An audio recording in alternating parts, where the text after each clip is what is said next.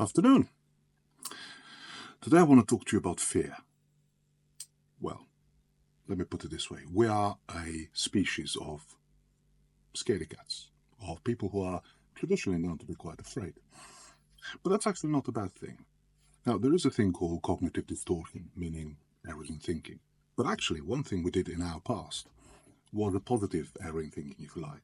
Now, imagine if you were a cave person, walking through a field of long grass, and you saw the wind, or what you thought was the wind, blowing some of those grasses around. Now, experience and, if you like, survival instinct told you that could be the wind, but that could be a tiger waiting to pounce on you. So what our ancestors most likely did is that they just ran away and thought about it after. So it may have been that actually it was the wind and not the tiger, but it doesn't matter because we didn't end up being somebody's lunch.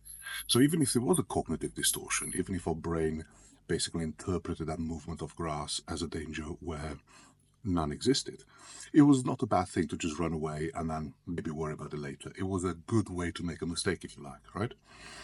Now, the psychologist David Kahneman tells us that there are two ways to decision making, or he sees it as two ways of decision making. There's system one, which is kind of a fast, intuitive way of making decisions, and which is almost subconscious, if you like. And then there is a second decision-making system, which is, if you like, more thought through, where our biases, our experiences of the world, our knowledge, everything else contributes to make a decision.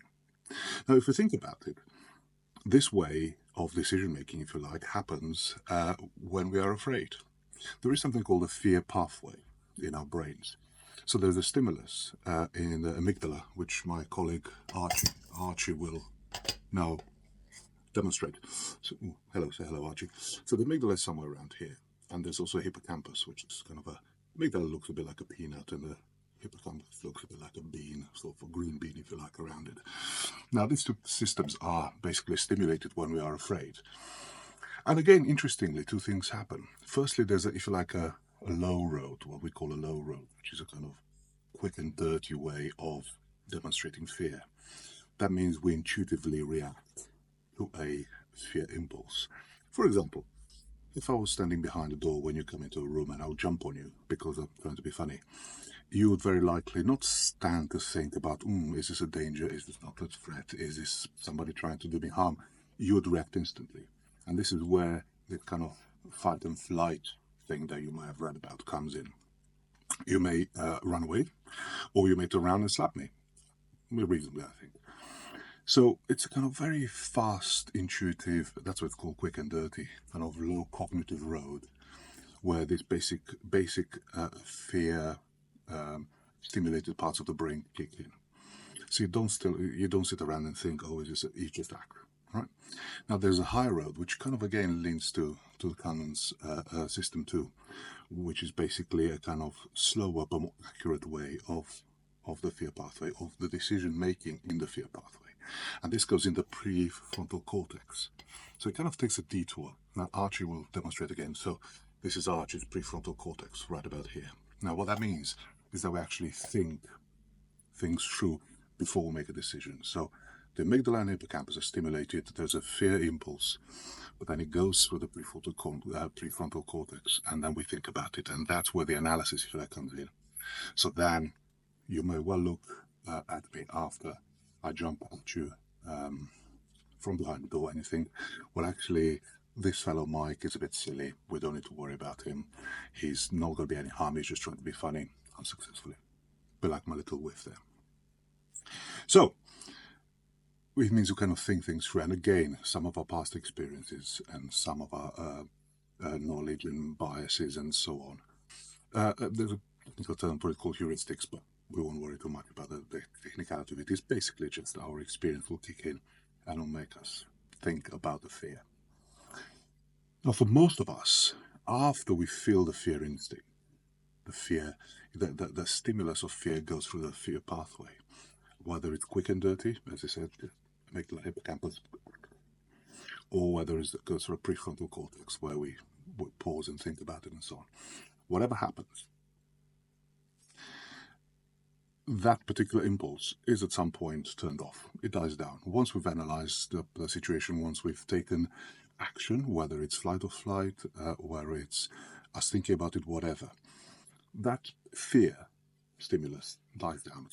It just is produced, is processed, and it kind of goes away.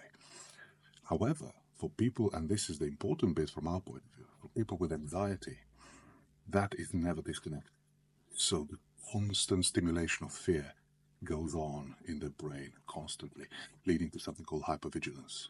So if you're a naturally an anxious person, what you'll do is, whenever something would stimulate your fear pathway, if you like, whether it's an important meeting, whether it's visiting the family, whether it's just going home to see a potentially abusive partner, whatever is making you anxious, what that means is that that kind of switch off, if you like, of your fear impulse doesn't quite happen. So you're in constant state of being vigilant for potential dangers in your life. And what that means is that you're constantly stimulated, you're constantly on guard, and it's potentially also making you very, very tired, because you're using a lot of mental energy to just trying to deal with this hypervigilance. Now, if you're an anxious person, think about this. Have you ever just ruminated and thought things through and constantly analyzed potential dangers of a situation that actually hasn't happened? But because that fear stimulus is still ongoing, you kind of foresee the danger at every sense. So in a sense, in this instance, that cognitive distortion that we talked about in our ancestors, and in their case might have been a positive thing, because, as I said, they didn't end up in the tiger's belly for lunch, but actually ran away and were safe. And that was a positive thing in their case. But in your case, it might be a negative thing, because this constant projection of fear on your everyday life is potentially making you very tired. So with some therapy, and with some, potentially sometimes just making a step back and analyzing your thoughts, and realizing the thinking biases that you go through, realizes what cognitive distortions you make on a daily basis, then potentially that can help, and you can improve, and you can live your life without this constant stimulus and constant pinch, if you like, of fear that you go. And I have to make a very important point before I let you go. Obviously, for our ancestors, fear was a very real physical element of fear. Okay, it was, again, a potential animal that would eat them. It doesn't necessarily have to mean the same thing for us. I'm not necessarily talking about fear in a physical sense, as in I'm afraid for my corporal well-being.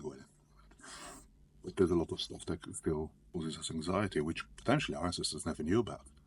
So this is the final point that I want you to think about. Do you think there's a mismatch between the evolutionary way in which our brain is designed to think, or to feel, or to experience fear, and current challenges that we have in our day? Is maybe an anxiety an evolutionary byproduct, if you like? Is that still relevant in our daily life? Because for most of us, corporal integrity, as in being attacked, being physically attacked, is not necessarily a thing. I'm not saying it doesn't happen, but for most of us, we actually live in a reasonably safe environment from that point of view. So I'm thinking whether anxiety is just a byproduct of our ancestry, and that we kind of adapted it to fit in the current situations that we face. Because for a long period of time, this anxiety was created by monsters, if you like, right? We lived in caves, we lived in huts, we lived in whatever. And out there were a lot of animals, a lot of creatures, a lot of things that we didn't understand. So from that sense, I can see why anxiety and fear is a thing. Why is that still a thing today? I might tell you the answer in the next video, because I think I won't say I know it, but I can guess it. But you'll have to watch the next video to find that one out. In the meantime, all the best to you all.